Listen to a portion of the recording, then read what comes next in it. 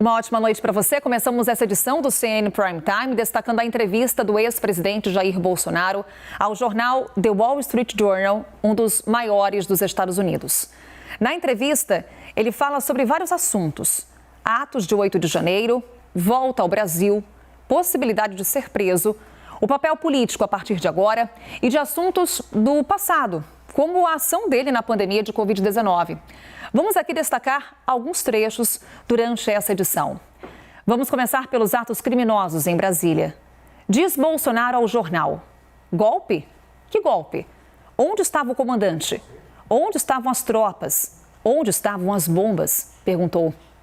A publicação destaca que Jair Bolsonaro disse que planeja voltar ao Brasil em março, como o nosso analista Caio Junqueira trouxe aqui no Prime Time na semana passada. Ao jornal norte-americano, o ex-presidente espera para liderar a oposição política ao presidente Lula. Disse Bolsonaro, aspas aqui: o movimento de direita não está morto e continuará vivo. De acordo com o Wall Street Journal, Bolsonaro afirmou que se vê como líder nacional da direita e que não há mais ninguém no momento. Sobre a possibilidade de ir para a prisão no retorno ao Brasil, o ex-presidente lembrou o caso de Michel Temer, que, sem condenação, foi preso preventivamente diante de acusações de corrupção. Mais aspas aqui de Bolsonaro: uma ordem de prisão pode surgir do nada. Vamos com a análise? Caio Junqueira e Yuri Pita conosco. Boa noite aos dois. Bem, Yuri, eu vou começar aqui com você. Negar tentativa de golpe, possibilidade de prisão, ideia de ser o líder da direita e volta ao Brasil já no mês que vem. São fatos que conversam entre si, Yuri? Conversam sim, Carol. Boa noite para você, para o Caio, para quem está com a gente aqui no Prime Time.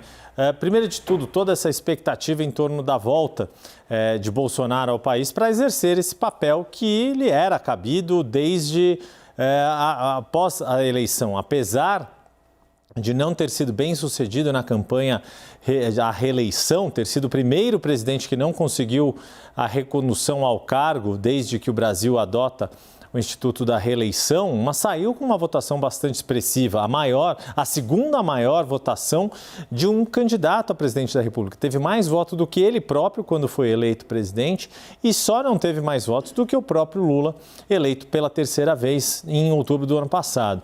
Essa é a grande questão. Existe um capital político que sim foi trincado ou foi arranhado na sua imagem pelo que aconteceu em 8 de janeiro, dificultou o que havia sido desenhado para Bolsonaro, mesmo depois de ter perdido o segundo turno da eleição eleitoral. Agora, quando ele próprio coloca a possibilidade de ter alguma prisão e faz essa lembrança do que aconteceu com Michel Temer, eram outros tempos. Eram tempos em que a Lava Jato ainda estava no seu auge, se não no seu auge, mas ainda era um modo de atuação do judiciário ou de parte do judiciário de fazer prisões preventivas ainda e de uma forma espetacular. Basta lembrar que foi televisionada, inclusive, foi captada a prisão. E quando a gente compara com as diversas fases da Operação Lesa Pátria, não se tem registro de nenhuma das prisões sendo executadas e sendo exibidas como se fossem troféu. Então há um contexto diferente também, embora o próprio ex-presidente Jair Bolsonaro colocar esse risco de uma prisão no radar, deixa muito claro que sabe que a sua volta é necessária do ponto de vista político, mas também carrega riscos não só do ponto de vista político, mas principalmente do ponto de vista judicial. Vamos continuar nessa linha. Caio Junqueira, você já tinha antecipado essa ideia de Bolsonaro de voltar ao Brasil no mês de março. De todos os fatos destacados por Bolsonaro nessa entrevista, Caio, qual foi aquele que mais pesou para essa decisão?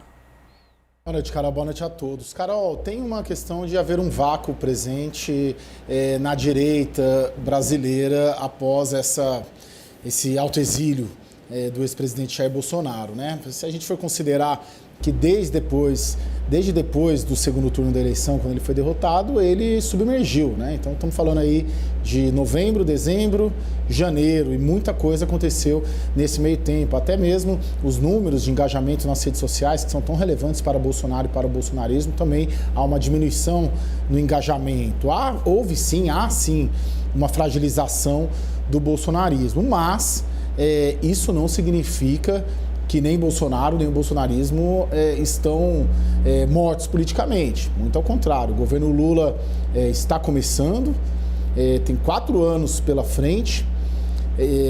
A taxa de sucesso ou fracasso do governo Lula é diretamente também atrelado à taxa de sucesso ou não da viabilidade da construção de um nome para a oposição. Bolsonaro sabe que tem esse caminho, como o Yuri falou, foi muito bem votado na eleição do ano passado, tem um capital político que vem se perdendo nesses 3 meses, mas há tempo para recuperar. Qual que é a ideia?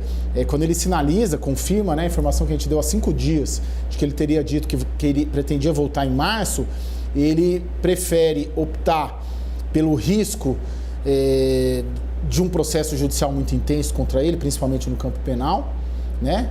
Em outras palavras, ele prefere optar pelo risco de ser preso a perder o risco político de não ser mais o principal líder da oposição e o principal líder desse campo da direita. Ele faz um cálculo político. É melhor eu correr o risco de ser preso, mas não perder o capital político que eu construí com esse movimento bolsonarismo. Ele tem uma dificuldade aí pela frente, essa mais certa do que uma eventual prisão, que muita gente diz que é mais incerta, mas no que a gente considera no campo jurídico que é certo, é a inelegibilidade pelo Tribunal Superior Eleitoral. Mas isso, de alguma maneira, ele, o PL e a família, de alguma maneira, com essa volta imediata, deixa claro que pretende trabalhar, de alguma maneira, um herdeiro político para esse capital político que ele adquiriu.